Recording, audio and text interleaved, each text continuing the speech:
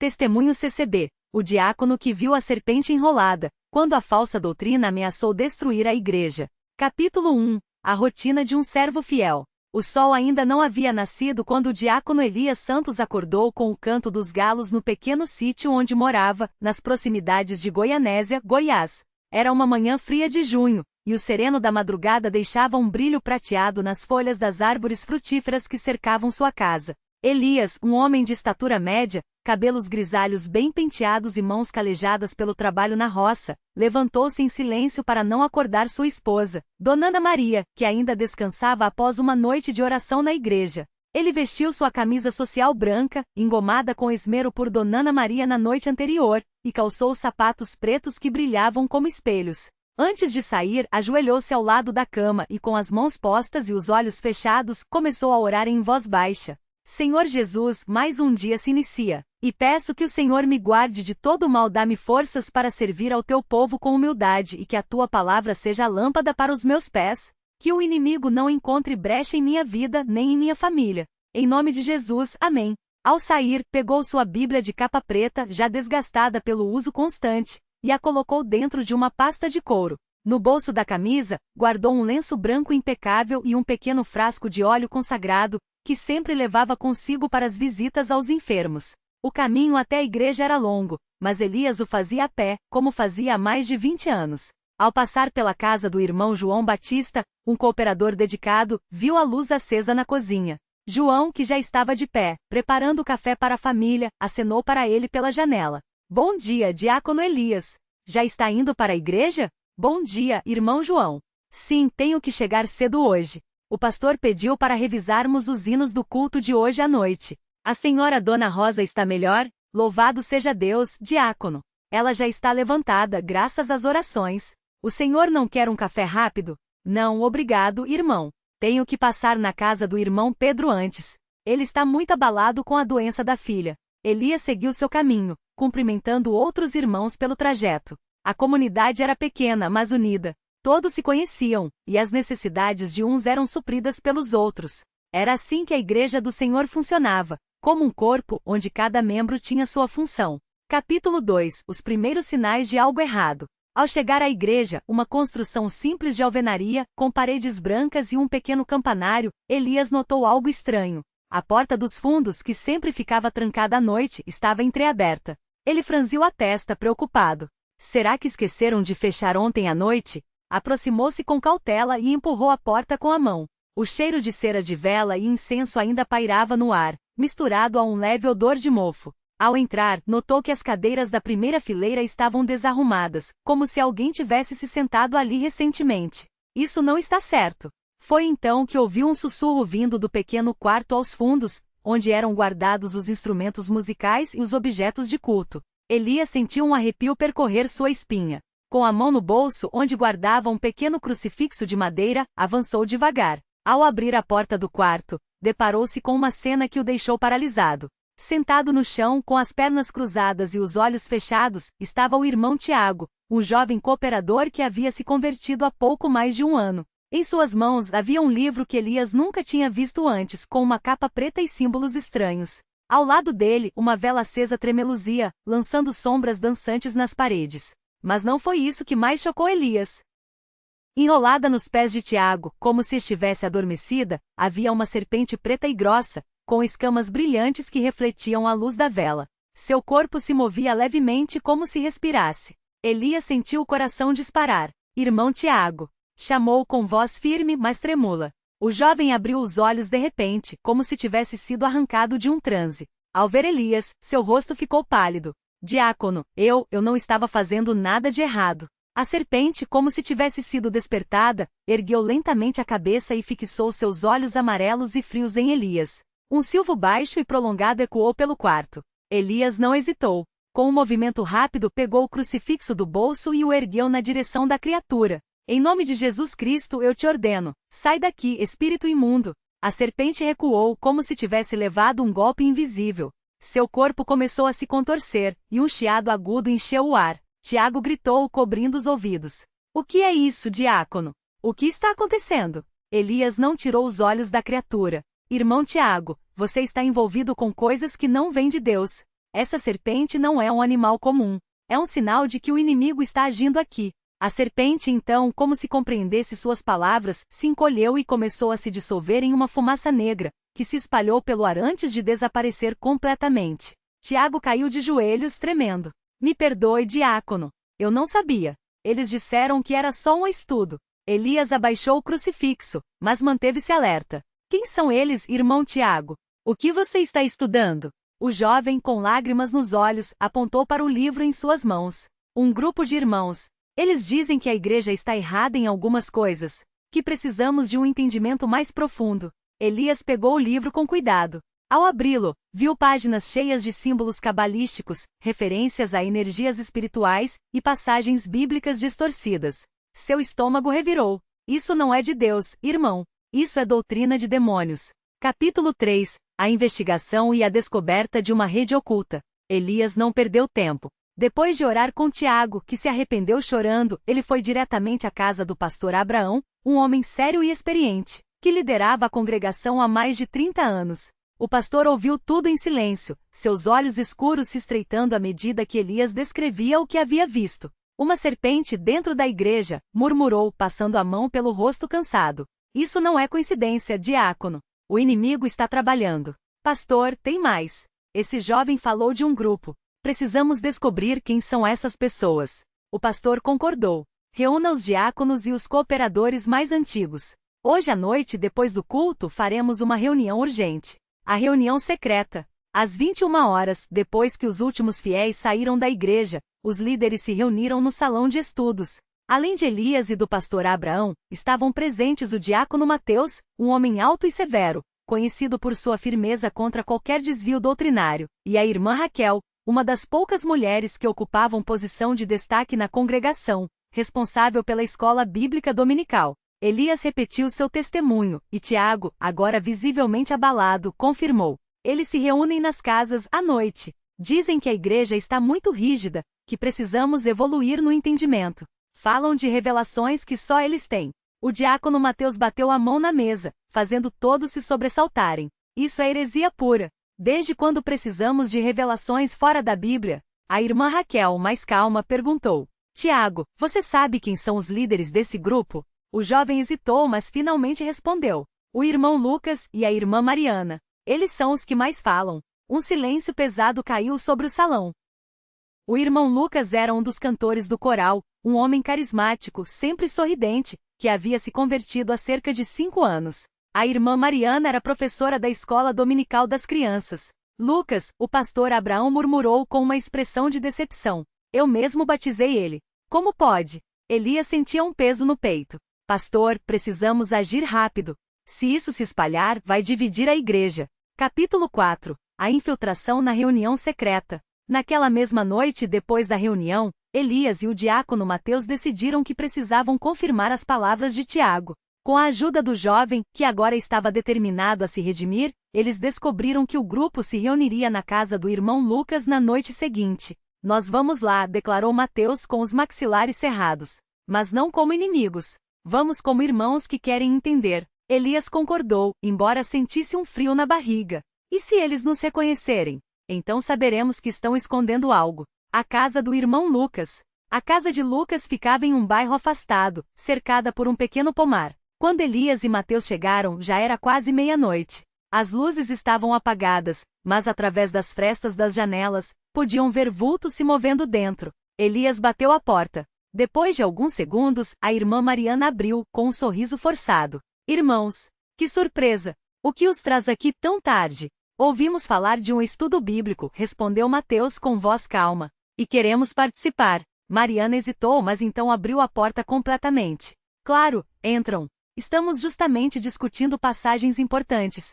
Dentro, cerca de 10 pessoas estavam sentadas em círculo no chão, com velas acesas no centro. O irmão Lucas, de camisa branca e cabelo bem penteado, estava de pé, segurando o mesmo tipo de livro que Tiago tinha. Irmãos Elias e Mateus, exclamou com um sorriso que não chegava aos olhos. Que bom que vieram.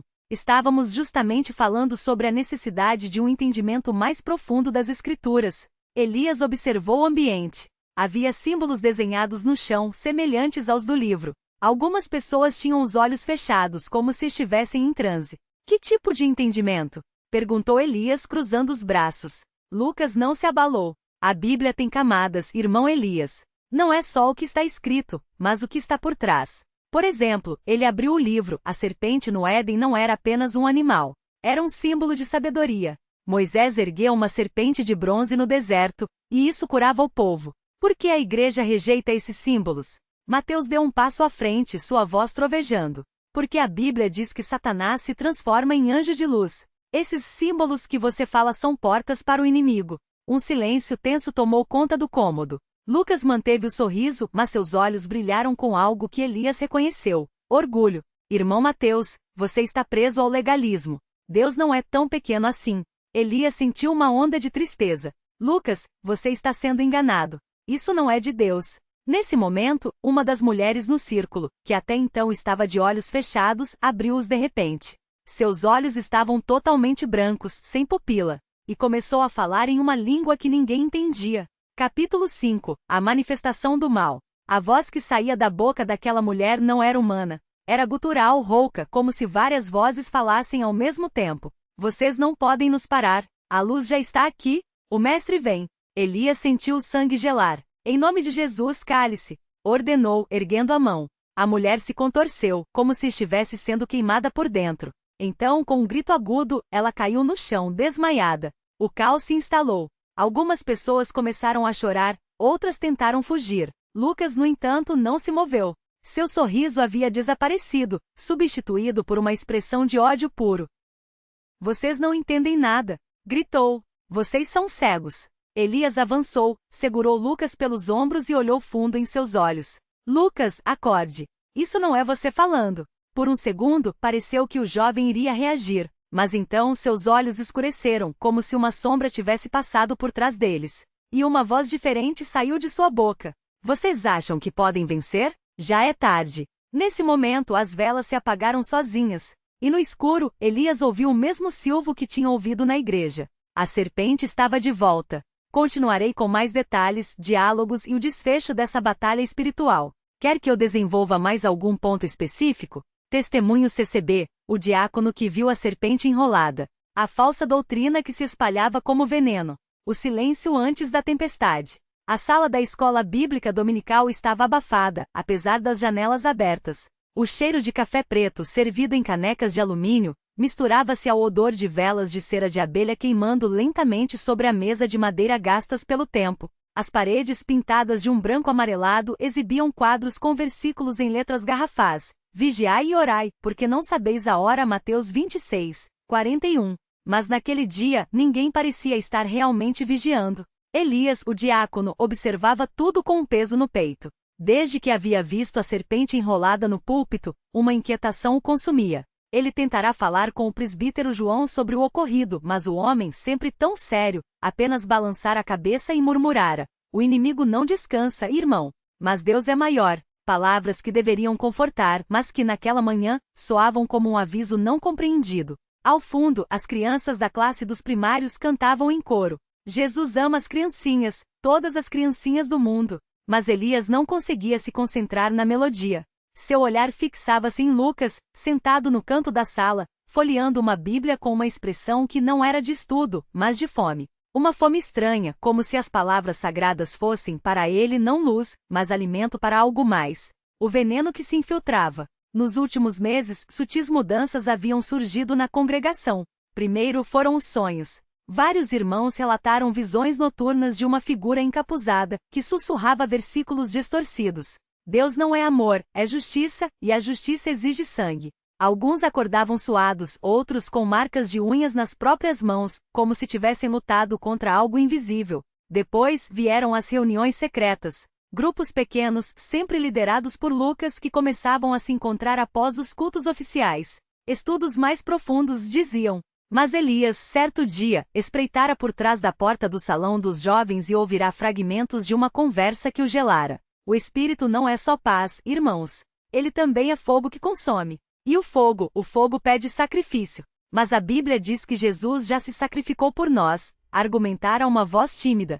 Sim, mas e se não for suficiente? A resposta de Lucas fora calma, quase hipnótica. E se Deus ainda estiver faminto? Naquela noite, Elias não dormira. Ele conhecia as Escrituras, conhecia o poder de Deus, mas também conhecia as artimanhas do inimigo, que não ataca com chifres e rabo, mas com meias-verdades, com dúvidas plantadas como sementes de joio entre o trigo. O culto que virou armadilha. O domingo seguinte foi diferente. O ar estava carregado, como antes de uma tempestade. As irmãs da Sociedade de Senhoras notaram que as flores no altar murcharam da noite para o dia, apesar de terem sido colhidas frescas na véspera. O presbítero João, ao abrir a Bíblia para a leitura, viu que as páginas do Apocalipse estavam úmidas, como se alguém as tivesse molhado com lágrimas, ou outra coisa. Lucas subiu ao púlpito pela primeira vez, não como convite do pastor, mas por vontade própria. E quando abriu a boca, sua voz não era mais a de um jovem inseguro, mas a de alguém que sabia demais. Irmãos, hoje falaremos sobre o verdadeiro temor a Deus. Seu sorriso era largo, mas seus olhos não piscavam. Porque o temor não é só respeito. É terror. É saber que ele pode nos esmagar como um inseto, e ainda assim o amamos. Ou, deveríamos amar. Um murmúrio percorreu a congregação. O pastor Abel, um homem de quase 70 anos com mãos trêmulas pela artrite, tentou intervir. Irmão Lucas, acho que você está se desviando do tema. Não, pastor. Lucas virou-se para ele, lento como uma cobra se erguendo. Eu estou aprofundando. Porque vocês só pregam um Deus de amor, mas esquecem que ele também é juiz. E o juiz, aqui, ele fez uma pausa dramática passando a língua pelos lábios, o juiz exige provas. Foi então que a irmã Maria, uma senhora de cabelos brancos que sempre sentava na primeira fileira, levantou-se com um grito. Isso não é de Deus. Isso é do outro. Lucas riu. Um riso seco, sem alegria. Ah, irmã Maria. Sempre tão certinha. Sempre tão cega. E foi quando ela começou a se contorcer. A possessão que ninguém esperava. O corpo da irmã Maria sacudiu como se uma corrente elétrica a atravessasse. Seus olhos, antes castanhos e dóceis, escureceram até ficarem quase pretos. A veia em sua testa incharam, pulsando como um coração envenenado. Vocês acham que suas orações vão salvá-los? A voz que saiu de sua boca não era a dela. Era gutural, arrastada, como se várias gargantas falassem ao mesmo tempo. Vocês são como formigas, se arrastando para um Deus que já os esqueceu. O caos irrompeu. As crianças choravam, os homens tentavam segurar a irmã Maria, que agora se debatia com uma força sobre-humana. O presbítero João tentou impor ordem. Irmãos, calma. Isso é obra do maligno, mas nós temos autoridade. Mas Lucas apenas observava, os lábios curvados em um sorriso de satisfação doentia. Elias, porém, não se moveu. Ele sabia.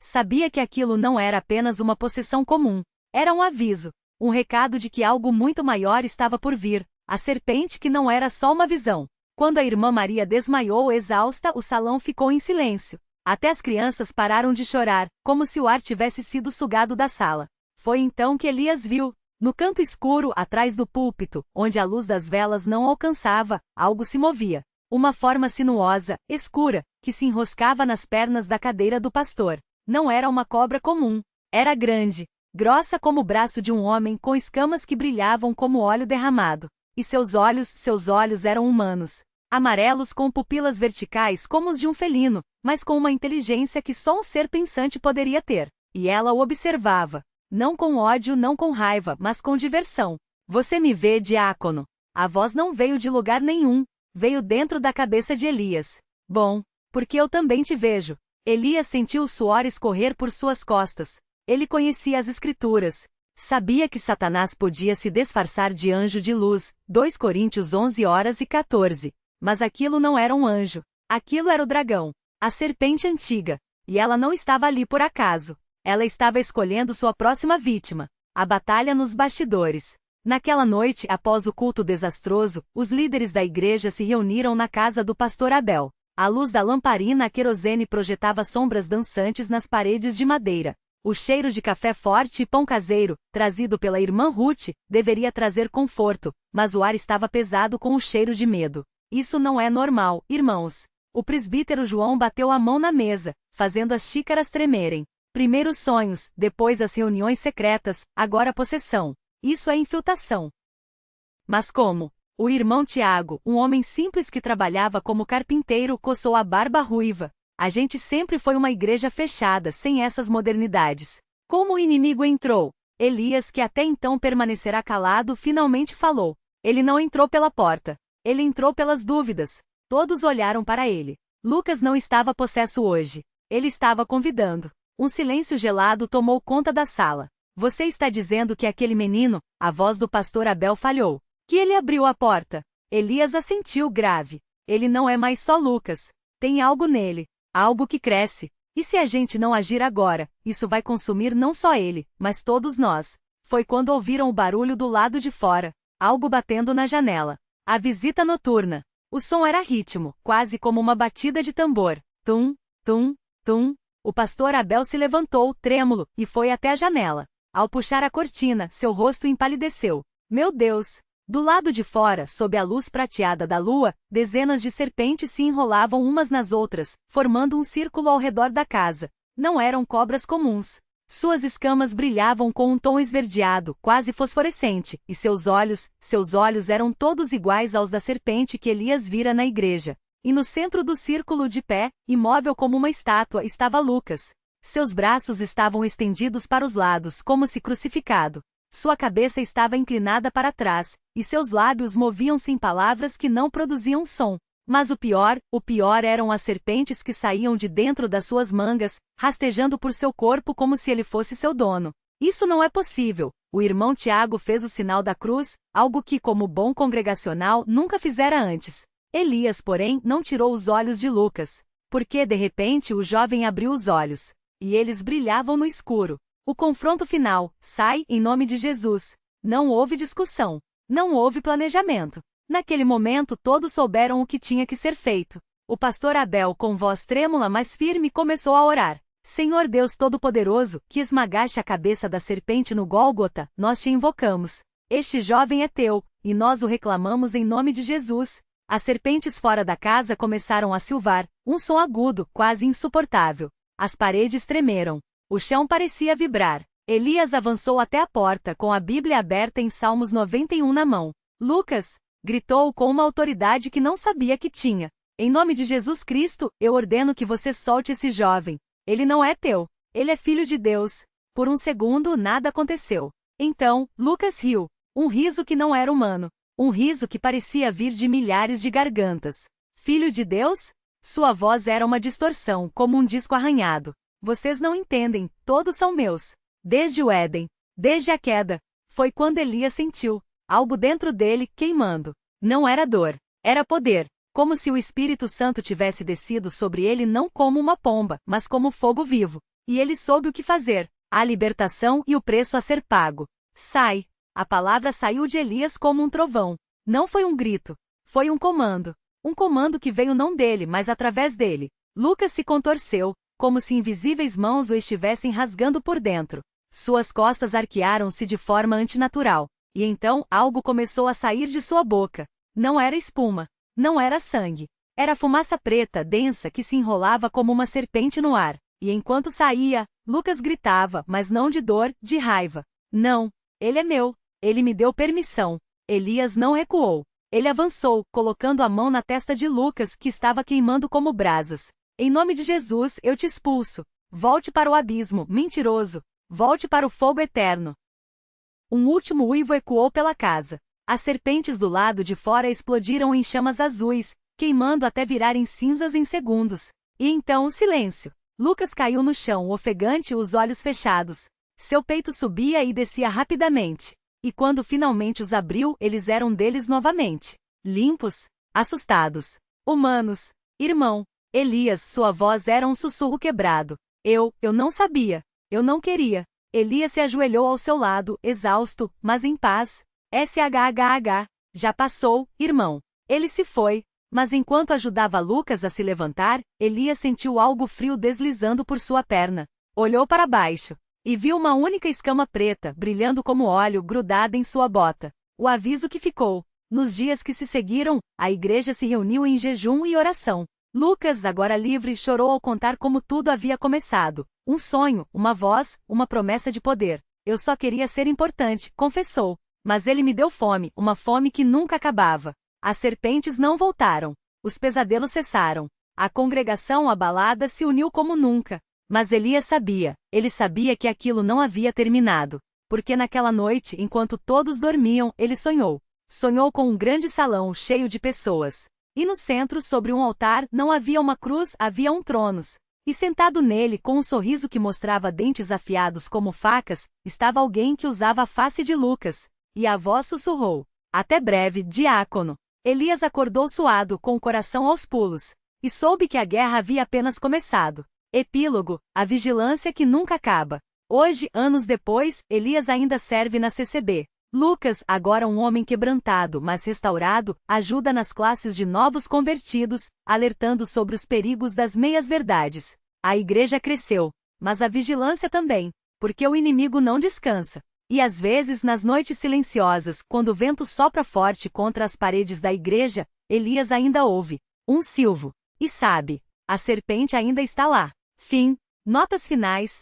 Este relato é baseado em testemunhos reais de batalhas espirituais dentro de igrejas, onde o inimigo usa pessoas vulneráveis para semear discórdia. A CCB, Congregação Cristã no Brasil, ensina que o crente deve estar sempre vigilante, pois o diabo anda como leão rugindo. 1 Pedro 5:8. Pergunta para reflexão: quantas vezes permitimos que dúvidas, orgulho ou desejo de poder abram portas para o maligno em nossas vidas? Se desejar, posso expandir ainda mais algum trecho específico, a possessão da irmã Maria, o passado de Lucas, ou até mesmo um novo confronto anos depois.